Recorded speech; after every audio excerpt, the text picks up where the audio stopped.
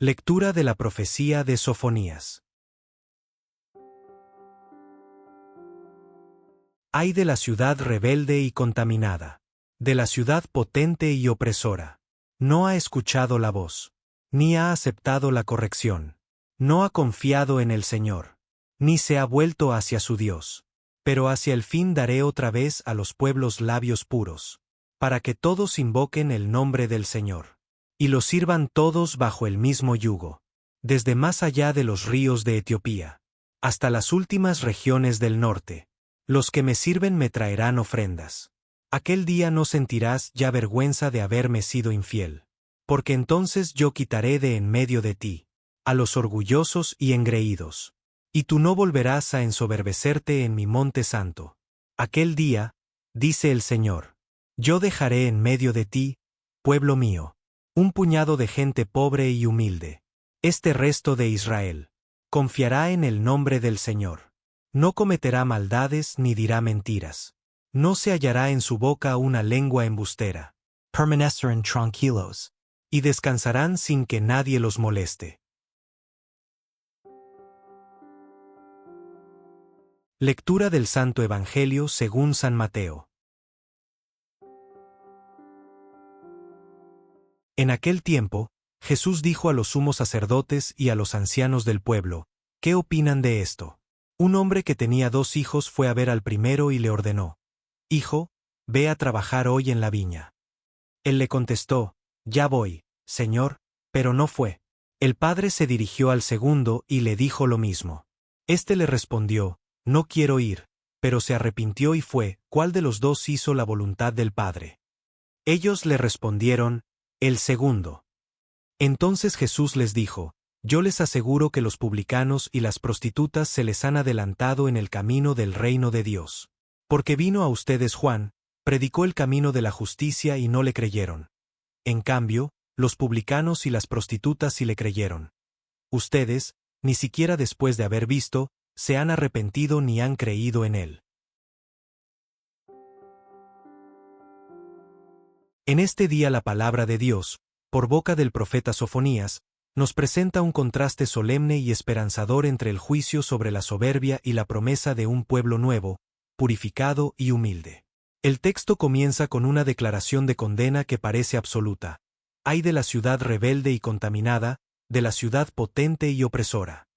Es el lamento de Dios sobre Jerusalén, pero también sobre toda ciudad humana que se erige en poder autosuficiente. Su pecado se describe con precisión. No ha escuchado la voz de Dios, ni ha aceptado la corrección. No ha confiado en el Señor, ni se ha vuelto hacia Él. Es la esencia de la infidelidad. La sordera voluntaria, el rechazo a la conversión, la confianza puesta en la propia fuerza y no en el Creador. Esta actitud genera opresión, porque el poder que no se somete a Dios inevitablemente oprime al hermano. Pero inmediatamente, como un rayo de luz que atraviesa la oscuridad más densa, el profeta anuncia la acción misericordiosa y soberana de Dios, pero hacia el fin daré otra vez a los pueblos labios puros. La iniciativa no parte del hombre arrepentido, sino de Dios que da. Él mismo concede una purificación radical, comenzando por el órgano de la palabra, por el labio. Labios puros para invocar su nombre con verdad, para alabarle sin mentira. Y el propósito es una unidad universal bajo un mismo yugo de servicio, para que todos lo sirvan todos bajo el mismo yugo. No es el yugo de la opresión humana, sino el yugo suave de la obediencia amorosa a Dios, que unifica a los pueblos dispersos. Esta reunión será desde los confines más lejanos, desde más allá de los ríos de Etiopía, hasta las últimas regiones del norte. La salvación es católica, universal, y los que sirven al Señor vendrán trayendo ofrendas, no por obligación, sino como fruto de una adoración genuina. Entonces, Dios promete una transformación interior y comunitaria. Aquel día no sentirás ya vergüenza. La infidelidad pasada será borrada, no por olvido, sino porque Dios mismo quitará de en medio de ti a los orgullosos y engreídos. El cáncer del pueblo no es la debilidad del pecador que llora, sino la soberbia del que se justifica. Dios estirpa ese tumor. Y el resultado es que el pueblo no volverá a ensoberbecerse en mi monte santo. La humildad será la atmósfera del lugar donde Dios habita. Y surge entonces la descripción del nuevo pueblo de Dios, del verdadero Israel. Yo dejaré en medio de ti, pueblo mío, un puñado de gente pobre y humilde.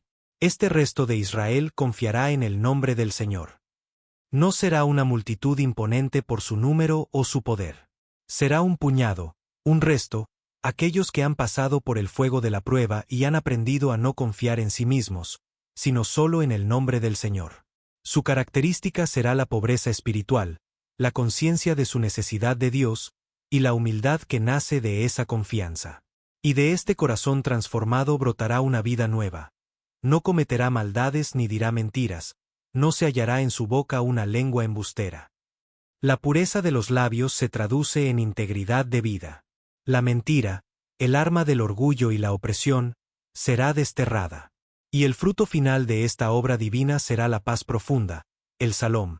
Permanecerán tranquilos y descansarán sin que nadie los moleste.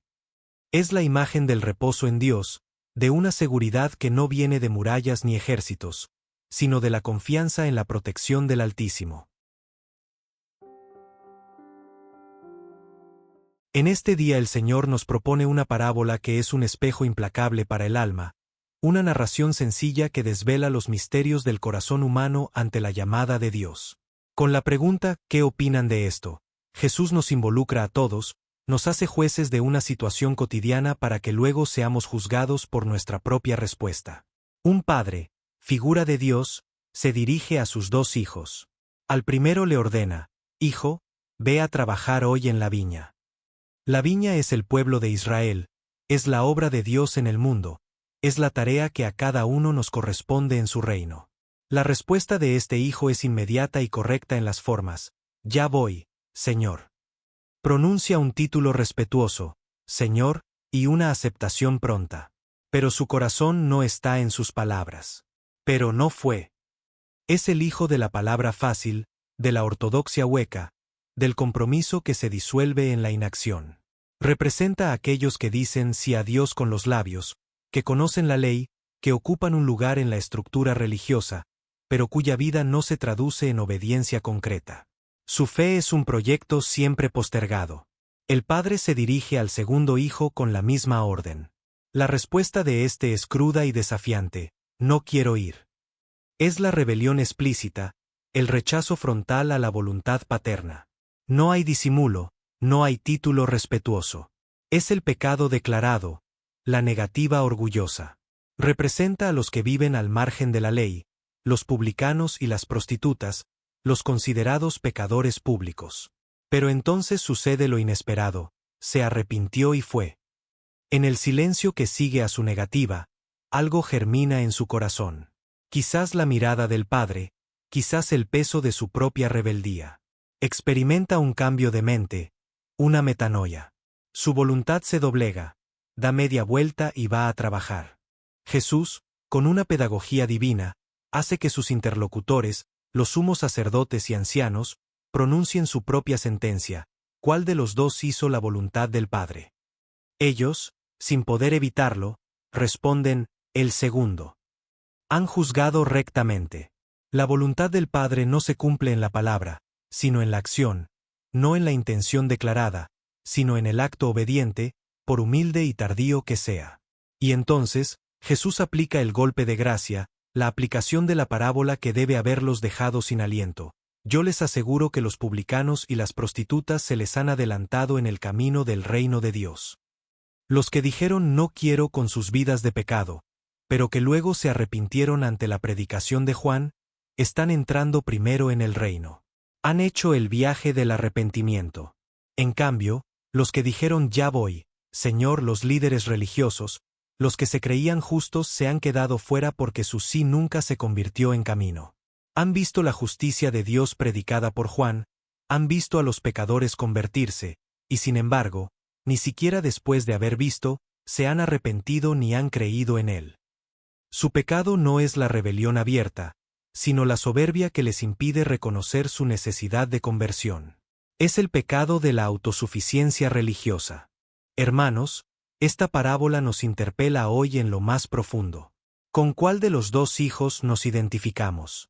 Podemos ser tentados a pensar que nuestro sí dominical, nuestro conocimiento de la doctrina, nuestro lugar en la comunidad, son suficientes. Pero el Señor nos pregunta, ¿vas a la viña? ¿Tu fe se traduce en el trabajo concreto del amor, de la justicia, de la misericordia?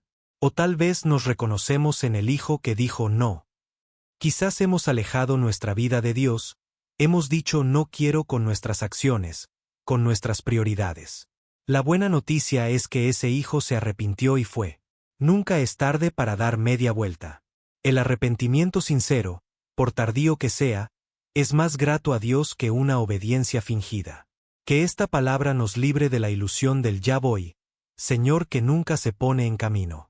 Y que nos dé la valentía, si nos hemos negado, de arrepentirnos hoy mismo y dirigir nuestros pasos a la viña del Señor, donde Él nos espera para trabajar a su lado. Porque al final, lo que cuenta no es el primer sí de los labios, sino el último sí de la vida entregada.